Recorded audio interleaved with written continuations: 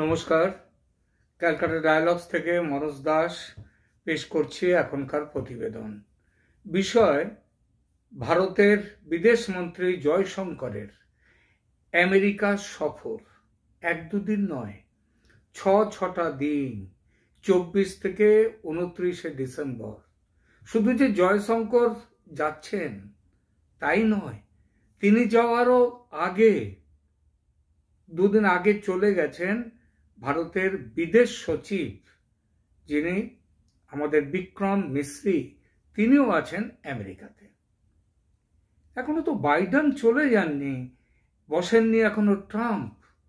তাহলে বাইডেন প্রশাসনের সঙ্গে বৈঠক করতে এরা গেলেন, নাকি এরা ট্রাম্প আসছেন ট্রাম্পের সঙ্গে বৈঠক করতে গেলেন, নাকি দুজনের সঙ্গেই বৈঠক করতে গেলেন? আমরা কিন্তু অন্য দেশের কোনো নেতারা কিংবা অন্য দেশ থেকে এইরকম ভাবে দেশের পররাষ্ট্রমন্ত্রী এবং বিদেশ সচিব তারা আমেরিকাতে গিয়ে বৈঠক করছেন এমন খবর কিন্তু খুঁজে পেলাম না। কোনো দেশ থেকেই ঠিক এতভাবে একজন দুজন যাচ্ছেন, তারা গিয়ে কথা বলছেন, কিন্তু পুরো একটা বিদেশ মন্ত্রী আলাদাভাবে যাচ্ছেন, তার আগে বিদেশ সচিব যাচ্ছেন। এই যে ব্যাপারটা, এটা কিন্তু দেখা যাচ্ছে না অন্য দেশের ক্ষেত্রে। তাহলে কি কাজ আছে যে এইরকম ভাবে তাদের যেতে হচ্ছে সেখানে? আসলে কাজটা কিন্তু আমাদের যতটা খবর পাচ্ছি সেটা কিন্তু দুইজনের, যারা এখন বর্তমান প্রশাসন বাইডেন আছেন তাদের সঙ্গে যেমন কাজ, তেমনি ট্রাম্প প্রশাসনের সঙ্গেও কাজ আছে। আমাদের ভারতের যিনি একজন আগে এক সময় তিনি বিদেশ মন্ত্রীও ছিলেন, সুব্রমণিয়াম স্বামী, তিনি আমাদের একে ঠিক দেখতে পারেন না, জয়শঙ্কর সাহেবকে। যদিও জয়শঙ্কর সাহেবও নরেন্দ্র মোদীর সরকারে আছেন, নরেন্দ্র মোদীর বিজেপির সঙ্গে আছেন, আবার সুব্রমণিয়াম স্বামীও কিন্তু বিজেপির মানুষ। তাহলেও একটা থাকে না, একটা পারস্পরিক কাটাকাটির ব্যাপার থাকে, সেই ব্যাপারটা দুজনের মধ্যে ভালো রকম আছে, যার জন্যে কিছুদিন আগেই আমাদের, সেটা বেশ কিছু আগের কথা, 2000 সম্ভবত 22-এ, হ্যাঁ 22-এ, তিনি জয়শঙ্করকে এমনভাবে আক্রমণ করেছিলেন, সেটা অনেকটা ব্যক্তিগত পর্যায়ে চলে গিয়েছিল। তিনি বলেছিলেন যে ওয়েটারের মতো কোট পরে, ওয়েটারের মতো ড্রেস করে যায়, ওয়েটারের মতো ড্রেস করে যান কে? জয়শঙ্কর। আর কি বলেছিলেন? তিনি বলেছিলেন ড্রেসড লাইক এ ওয়েটার আর বোনলেস ওয়ান্ডার। বোনলেস ওয়ান্ডার মানে উনি নাকি শক্ত করে কোনো কথা বলতে পারেন না। কিন্তু জয়শঙ্কর যে কত শক্ত ধাতের মানুষ, এবং মোদি, জয়শঙ্কর, ডোভাল, এই যে একটা ত্রিভুজ, এই ত্রিভুজ কি করে সফলভাবে ভারতের পররাষ্ট্র মন্ত্রণালয়কে এগিয়ে নিয়ে যাচ্ছে, সেটা বিশ্বের বিস্ময়। অজিত ডোভাল একজন সাধারণ এনএসের একটা দেশের, তিনি গিয়ে কথা বলছেন চীনের ভাইস প্রেসিডেন্টের সাথে, রাশিয়ার প্রেসিডেন্ট পুটিনের সাথে। তিনি গিয়ে কথা বলছেন আমেরিকার, আমাদের আমেরিকার যিনি সিকিউরিটি অ্যাডভাইজার এনএসএ, তার সাথে কথা বলার এখতিয়ার তার আছেই, কিন্তু ব্লিংকেনের সঙ্গে মিটিং করছেন। এতেই বোঝা যায় এই ত্রিভুজ কিভাবে দেশটাকে, পররাষ্ট্র বিভাগকে সামলাচ্ছেন।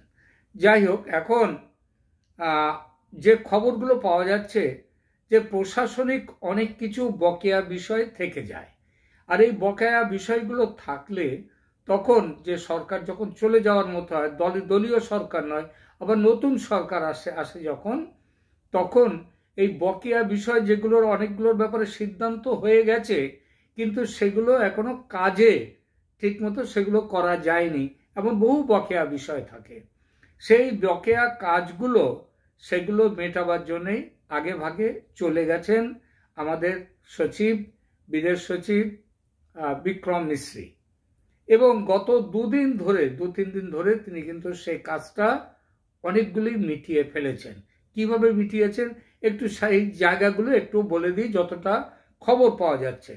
সোমবার, গতকাল, সোমবার মানে গত পরশু পড়ছে তো, গত পরশু 23 তারিখ তিনি করেছেন কি,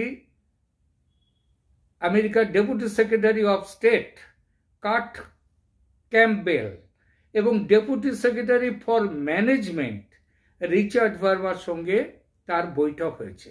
এই বৈঠকে মার্কিন যুক্তরাষ্ট্রে ভারতের যিনি রাষ্ট্রদূত বিনয় মোহন কোয়াত্রা, তিনিও সেই বৈঠকে উপস্থিত ছিলেন।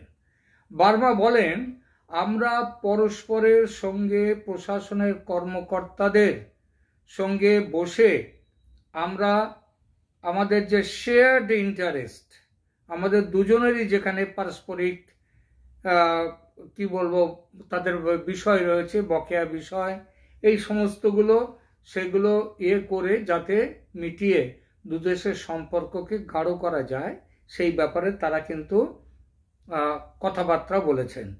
এবং সেই কথাবার্তার সঙ্গে ভারতের থিঙ্ক ট্যাঙ্ক যে বিশেষজ্ঞ তারা কিন্তু এই বৈঠকের আয়োজন করেছিল এবং সেখানটায় তাদের অনুষ্ঠানটা যেখানে হয় সেখানে এই কোয়াত্রা, আমাদের যিনি ভারতের রাষ্ট্রদূত, তিনিও কিন্তু সেখানে উপস্থিত ছিলেন। ইউএস ভারত সম্পর্ক এটা কিছু নাম্বার বা সংখ্যার উপরে নির্ভর করে না, এটা হচ্ছে আমাদের দুদেশের মধ্যে দ্বিমুখী বাণিজ্য, সমস্ত দিক দিয়ে, সাংস্কৃতিক যোগাযোগ, সব দিক দিয়ে এটার উপরে নির্ভর করে। তিনি যেমন এখানে ভার্মা ওই মিটিংয়ের পরে তিনি বলেছেন, ভারত ও মার্কিন যুক্তরাষ্ট্রের মধ্যে দ্বিমুখী বাণিজ্য এই দুজনের, সেটা গত কি বলবো এই প্রায় 10 বছরের বেশি সময় হয়ে গেল, এই সময়ের মধ্যে বিপুলভাবে বেড়েছে। 2000 সালে আমাদের বাণিজ্য ছিল মার্কিন ডলারে, সেটা হচ্ছে $20 বিলিয়ন, $20 বিলিয়ন, সেটা বেড়ে হয়েছে এখন 195 বিলিয়ন মার্কিন ডলার। এবার প্রতিরক্ষা বাণিজ্য, আগে প্রতিরক্ষার ব্যাপারে মার্কিন ডলারের প্রায় শূন্যের জায়গায় ছিল, এই সময় ছিল মাত্র $24 বিলিয়ন, আর সেইটা এখন হয়ে গেছে প্রায় $200 বিলিয়ন, $200 বিলিয়ন। মার্কিন যুক্তরাষ্ট্রে ভারতীয় ছাত্রদের সংখ্যা একসময় ছিল 2000 সালে ছিল 54,664, সেখান থেকে বেড়ে এখন হয়েছে ছাত্রদের সংখ্যা 3,30,000। যেখানে ভারতীয় প্রবাসীদের জনসংখ্যা 2000 সালে ছিল মাত্র 19 লক্ষ, আজকে সেটা হয়ে গেছে 50 লক্ষের বেশি। অর্থাৎ এদের সঙ্গে শুধু তো একটা এই দিকগুলো, আর একটা দিক বলি, সেটা হচ্ছে যে বাইডেন হ্যারিস এর আগের প্রশাসন যেটা এখনো আছে, এখানে রেকর্ড সংখ্যক 130 জন ভারতীয় আমেরিকানকে সিনিয়র পদে নিয়োগ দেওয়া হয়েছিল। এবার তো সিনিয়র নয়, সিনিয়র মোস্টদের পদে একটা প্রচুর সংখ্যক সেখানে ভারতীয় মূলের মানুষদের সেখানে দেওয়া হয়েছে। মার্কিন যুক্তরাষ্ট্র থেকে ভারত বিপুল পরিমাণ রেমিটেন্স পায় এবং মার্কিন যুক্তরাষ্ট্র আবার ভারত থেকে তাদের মার্কিন যুক্তরাষ্ট্রে যেসব বিশ্ববিখ্যাত শিল্প প্রতিষ্ঠান আছে তাদের 5 ভাগের 1 ভাগ সেগুলো তৈরি করেছে এই ভারতের অভিবাসীরা। এর ফলে ভারত এবং ইউএস এদের মধ্যে, এই দুই দেশের মধ্যে কিন্তু যে সরকারই আসুক সেই সরকারের আমলে কিন্তু এদের কি বলবো সম্পর্ক আরো ঘনিষ্ঠ হয়েছে। এবার ট্রাম্প সরকার আসার পর এই ঘনিষ্ঠতা আরো মেনিফোল্ড, আরো অনেক গুণ বাড়বে বলে সেটা ঠিক করা হচ্ছে, বোঝা যাচ্ছে। এখন এই যে বিক্রম মিস্ত্রি চলে যাওয়ার পর তিনি এখনো, তার সাথে মিটিং চলছে তো এখনই, তার কয়েকদিন পর গতকাল 24 তারিখে আমাদের পররাষ্ট্রমন্ত্রী এস জয়শঙ্কর সেখানে গেছেন। এই জয়শঙ্কর যাওয়ার ব্যাপারে একটা জায়গা থেকে যারা কথা বলছেন অনেকেই, তাদের মধ্যে আমাদের ওই সুব্রমণিয়ম স্বামীও রয়েছেন এবং আরও অনেকে যারা এই সরকারের একটু সমালোচনাই করেন, দলের ভেতরে থাকুন আর দলের বাইরেই থাকুন, তারা বলছেন যে চীনের চীনের প্রেসিডেন্টকে এখানে নিমন্ত্রণ করা হয়েছিল, ট্রাম্পের হয়েছে অলরেডি। ট্রাম্পের 20 জানুয়ারি ট্রাম্পের যে তার কার্যভার গ্রহণ করবেন সেইখানে, সেই অনুষ্ঠানে তাকে নিমন্ত্রণ করা হয়েছে চীনের প্রেসিডেন্টকে, ভারতের প্রধানমন্ত্রীকে করা হয়নি। এটা অনেকে বলছেন। আবার বলছেন কেন করা হয়নি, সে করা হয়নি বলে নাকি জয়শঙ্কর ওখানে গেছেন সেই ব্যাপারে কথা বলতে। এদেরকে একটা প্রশ্ন করি যে জয়শঙ্কর যদি এই ব্যাপারে কথা বলতে যান, তার জন্যে 6 দিন কেন সময় লাগবে? একদিনই তো সেটা হয়ে যায়। তাহলে 6 দিন সময়টা কেন? আসলে কারণটা এটা নয়। জয়শঙ্কর গিয়েছেন প্রাথমিক ব্যাপারগুলো ছাড়িয়ে, যে ব্যাপারগুলো অনেক ভেতরে এবং যার অনেক বেশি গুরুত্বপূর্ণ, সেই ব্যাপারগুলো ওখানে করবার জন্য জয়শঙ্কর গেছেন। এর জন্য পেছনে একটা কারণ, যেটা হচ্ছে যে গত কয়েক বছর ধরে ইউক্রেন রাশিয়ার যুদ্ধের সময় কিন্তু ভারতের, আপনারা জানেন যে ভারত রাশিয়া থেকে খনিজ তেল নিয়েছিল, অপরিশোধিত তেল। সেই অপরিশোধিত তেল ভারত তাদের এখানে শোধন করে সেগুলোকে কিন্তু দিয়েছে ইউরোপের দেশগুলোকে, কারণ সরাসরি ইউরোপের দেশ ওদের কাছ থেকে নিতে পারে না, কারণ আমেরিকা এবং ইউরোপের দেশগুলো স্যাংশন জারি করেছিল। কিন্তু ঘুরপথে ভারত সেটা নিয়েছিল। ভারত শোধন করে সেই সমস্ত তেল পাঠায় ওই সমস্ত দেশগুলোতে যারা স্যাংশন দিয়েছিল। এই ব্যাপারটা নিয়ে তাদের মধ্যে ভারতের ওপরের সাথে একটা সম্পর্ক খারাপ হয়েছিল। সেই সম্পর্ক খারাপ হওয়ার ফলে আমেরিকা বলেছিল যে আরও কম দামে আমেরিকা তার তেল দেবে ইত্যাদি বলেছিল, কিন্তু অপরিশোধিত তেল ভারত নেয়নি। ভারত বলেছিল যে আমরা আমাদের দেশের স্বার্থ আমরা বুঝবো, আমাদের ন্যাশনাল ইন্টারেস্ট সব কিছুর ওপরে আমরা আমাদের স্বার্থ দেখব। এখন ইরানের সঙ্গে লড়াই শুরু হয়ে গেছে আমেরিকার, এবং ইরানের থেকে কিন্তু এখনো ভারত তেল নেয়। এর ফলে সেখানেও একটা চাপ আছে। এইসব চাপগুলোর ব্যাপারে আলোচনা করবার জন্য ভারত গেছে, আর কোনো কারণ নেই। তিনি ক্ষমতা গ্রহণ করার অনুষ্ঠানে, শপথ নেওয়ার অনুষ্ঠানে যোগ দেওয়াটা ভারতের কাছে কোনো বড় ব্যাপার নয়। আর ভারতের নরেন্দ্র মোদী 3-3বার যে শপথ নিয়েছেন, 3-3বারের শপথে একবারও তো ট্রাম্প আসেননি কিংবা বাইডেনও আসেননি, কারণ তাদের বলা হয়নি। তার জন্য অনেক রাস্তা আছে তাদের মধ্যে, পরবর্তীকালে তাদের মধ্যে সম্পর্কটা ভালো করবার জন্যে, আরও তাদের কাজের জন্য তারা আসবেন, তারা বেড়াতে এখানে আসবেন না। এখন প্রশ্নটা হচ্ছে, এছাড়া তিনি কেন গেছেন? কোয়াডের বিষয় নিয়ে, যে কোয়াড মানে 4টে দেশ নিয়ে, ভারত, আমেরিকা, জাপান, অস্ট্রেলিয়া, এই 4টে দেশ নিয়ে একটা সংস্থা তৈরি হয়েছিল কয়েক বছর আগে, কিন্তু সেই কোয়াডের কোনো কাজটা আপাতত অনেকটা ইনঅ্যাক্টিভ হয়ে রয়েছে। এটা অ্যাক্টিভ করবার জন্য, আলোচনা করবার জন্য ভারতের বিদেশ মন্ত্রী সেখানে গেছেন। তৃতীয় একটা বড় কথা হচ্ছে সেটা যে পাকিস্তান, আমাদের ইউনাইটেড স্টেটস, আমেরিকা, তাদের সঙ্গে আমাদের বলেছিলেন যে ট্রাম্প এর আগেও অনেক কথা বলেছেন। ট্রাম্প বলেছেন তিনি যুদ্ধ চান না, যুদ্ধ মেটাবেন, খুব ভালো কথা, এ সম্পর্কে কোনো প্রশ্ন নয়। প্রশ্ন ভারতও করে না, ভারতও চায় শান্তি। কিন্তু প্রশ্নটা হচ্ছে যে সেই সময় ভারত তো তার খুব ভালো একটা পার্টিসিপেট করেছে, কিভাবে রাশিয়ার সাথে ইউক্রেনের সাথে গিয়ে কথা বলেছেন, এই সমস্ত ব্যাপারগুলো রয়েছে। এখন ইরানের সাথে এখন নেতানিয়াহু মানে ইসরায়েলের যে লড়াইটা চলছে, এই লড়াইয়ে যদিও ট্রাম্প হচ্ছেন একেবারে এটাকে লড়াই একটা ফয়সলা, ইরানের ওপরে একটা বিরাট আক্রমণ করতে তিনি পিছপা নন, কিন্তু ভারত সেটা চায় না। ভারত চায় না, ভারত শান্তিপূর্ণভাবে থাকতে চায়, সুতরাং সে ব্যাপারেও জয়শঙ্কর গেছেন সেখানে কথা বলতে। আরো সবচেয়ে যেটা বড় কথা হচ্ছে সেটা বাংলাদেশ। বাংলাদেশ নিয়ে জয়শঙ্কর সেখানে পরিষ্কারভাবে কথা বলতে গেছেন, এবং এই কথা বলার একটু ব্যাকগ্রাউন্ডটাও আপনাদেরকে বলে দিই, ব্যাকগ্রাউন্ডটাও জানাই।